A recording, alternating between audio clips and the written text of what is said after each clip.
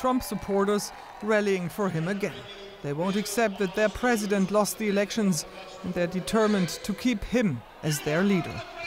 Around 73 million Americans voted for Trump, making them a formidable force that also threatens to run out of control. He loves America. He loves America. He does not quit on America, and that's why America will not quit on him. I'd like Trump to start a new party if he wanted to.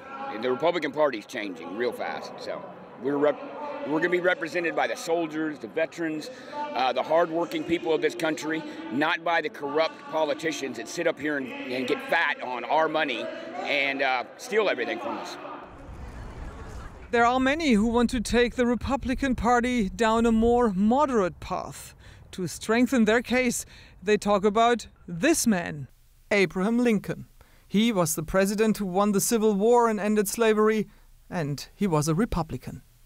He is the man anti-Trump Republicans turn to when they want to invoke reason and moral values into present-day arguments. The Lincoln Project is a political action committee set up by former Republicans to prevent Donald Trump being re-elected.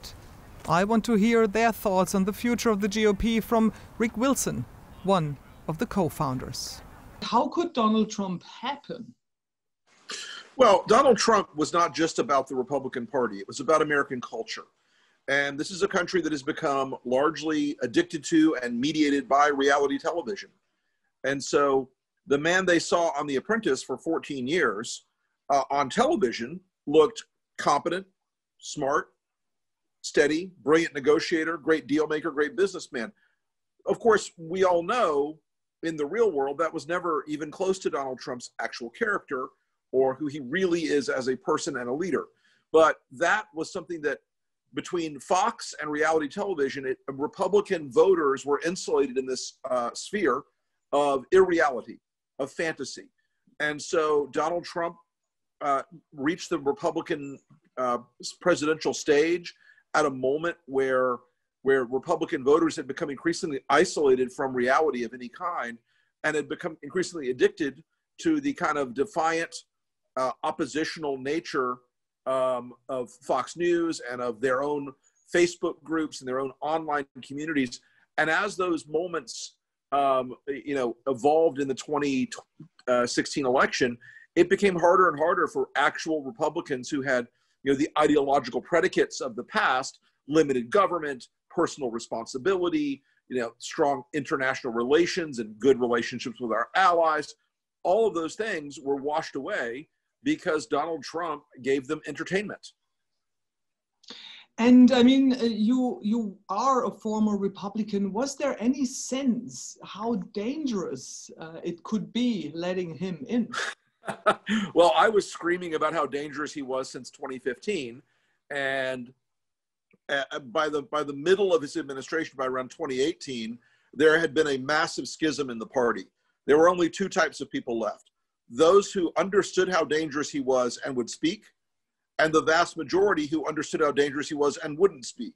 There's a secret here that most Republicans, the vast majority of the elected officials, do not like Donald Trump. They are not Trumpists. They are afraid of him, but they don't like him. They don't regard him or admire him. Now, I will say that that doesn't fix the problem, because with Donald Trump, there is never a limit to which he will press these folks. As we saw this week in America, where 17 Republican attorneys general in the states went out and pushed hard to have the Supreme Court invalidate the 2020 election. Now, these people, they've abandoned all of their former political and ideological predicates for Trump. And so what you've seen is a radical transformation of the GOP into the Trump party. What should the GOP do with all these Trump supporters? I mean, 73 million voted for him. Maybe not all Trump supporters, but I mean, what should the GOP do? Luckily, it's not my problem anymore. Good riddance. But look, they have to have a painful reconciliation with what they have done. There has to be a look back at the way they have corrupted the party on Trump's behalf. And until they do that, I don't think there's a real solution going forward because he has been such a transformative figure. The Republican base vote, the ordinary Republican voters, there's only one thing they hate more than a Democrat, and that's a Republican who hates Donald Trump. And so they're going to be driving the party further and further into the Trumpist space, which is authoritarian, which is nationalist, which is highly regimented around the obedience to the dear leader. You know, it has frightening historical precedents. And what I worry about as a former Republican and knowing the sort of character of the people still in the party, I'm worried about the more competent, smart, presentable version of Trump that's going to come down the pike in a few years. That to me is an enormously concerning impact of Trumpism. What could come out of that? Asking as a German. Well, yeah. What could go wrong, as I like to say? Yeah, those sort of things. As I said, there are a lot of historical precedents that are not good. And not just the German precedent. There are many, many other nations that have gone down this authoritarian statism. And it always leads to an abuse of power. It always leads, at the minimum, to abuses of power. At the maximum, to the worst case scenarios. And I'm afraid that Trump has conditioned a generation of Republicans to believe that if they don't get their way, that they don't need to work within the Constitution of the United States, that they can go an extra-constitutional, extrajudicial, extra-political route, which may involve violence, which may involve the generation of enormous risks for the future of one of the world's longest-running and most robust democracies. Rick, I talk to Republicans. I have the feeling that they are not understanding what is going on. No, a lot of them. When you're talking about reconciliation, but from what I experienced the last couple of days working on this piece, I think that they don't quite get it. No, they don't understand it, and they don't understand that without Donald Trump as the figurehead of their party, they're going to lose a meaningful number of their own voters. Those voters have become members of a Trumpist movement, a faction, if you will, and that's not going to go away. His son will pick up the mantle when Donald Trump dies, or his daughter, or people that imitate him very closely will pick up that mantle. And there's nothing that can be done about that because the Republican Party has sold itself to Trump. There is no institutional Republican Party left to push back against Trumpism. What does that mean politically for the United States and for the rest of the world, so to speak? Well, it means that we have that the emergence of a third party in the US is upon us. And that party is not an American party. That party is dedicated to authoritarianism. That party is dedicated to the worship of a single family.